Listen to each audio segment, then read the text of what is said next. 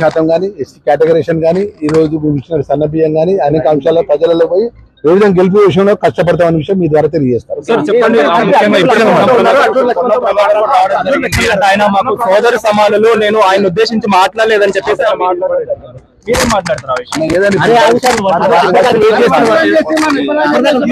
మామూలుగా మిమ్మల్ని ఉద్దేశించి మాట్లాడారని చెప్పేసి మీకు సంబంధించి మీరు మాట్లాడడం జరిగింది. కానీ ఆయన మాత్రం నేను మిమ్మల్ని ఉద్దేశించి మాట్లాడలేదు, ఆయన నాకు సోదర సమానులు అని చెప్పేసి కూడా ఆయన మాట్లాడడం జరిగింది. ఒకవేళ మీరు బాధపడితే మాత్రం చింతిస్తున్నాను.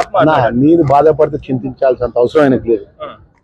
ఆయన మాట్లాడిన మాట ఎంటైర్ తెలంగాణ రాష్ట్రం ఉన్నటువంటి ప్రజలు చూసినారు, మీడియా మిత్రుల సాక్ష్యం.